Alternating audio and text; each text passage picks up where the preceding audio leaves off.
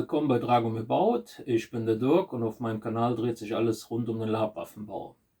Heute kommt der zweite Teil vom Kernstab, dem gebogenen, für das Katana. Schauen wir mal, das Ding holen wir jetzt mal aus der Form raus. Gucken wir mal, ob das Ding was geworden ist. Bleibt dabei, wir sehen uns. So Leute, es wird spannend. Wir holen das Ganze jetzt mal hier aus der Form raus und dann gucken wir mal, ob das Ganze was geworden ist. Machen wir erstmal die Schrauben hier raus. Mal gucken. Vielleicht ist es so einfach. So. Gucken wir mal.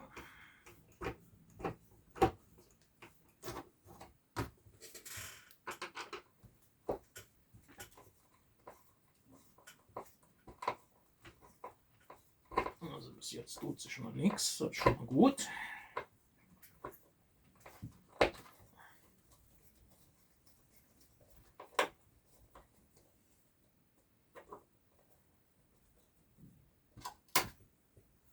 So, 2 Klötze haben wir ab.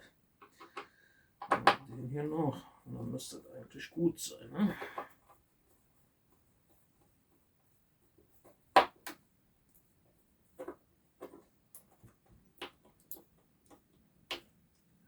So, 3 Klötze sind ab. Gucken wir mal, nehmen wir ein Stück Kernstab. Schraubenzieher oder doch immer. Und dann lösen wir das mal so ganz sachte. Ne? So. Das sieht ja schon mal ganz gut aus. Holzteile knipsen wir mal hier ab. Das hat anscheinend gut funktioniert. Der will nicht.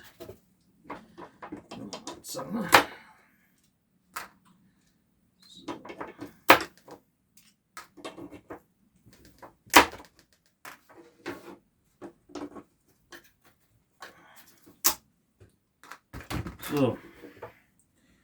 So sieht das Ganze jetzt aus. Das lasse ich jetzt erstmal noch einen Tag liegen, um sicher zu gehen, dass der auch in der Form bleibt. Und dann wird das Ganze noch so ein bisschen abgeschliffen, vorne und hinten noch ein bisschen gesägt. Und dann schauen wir mal, ob das Ding was geworden ist. Aber soweit sieht das schon mal ganz gut aus. Na?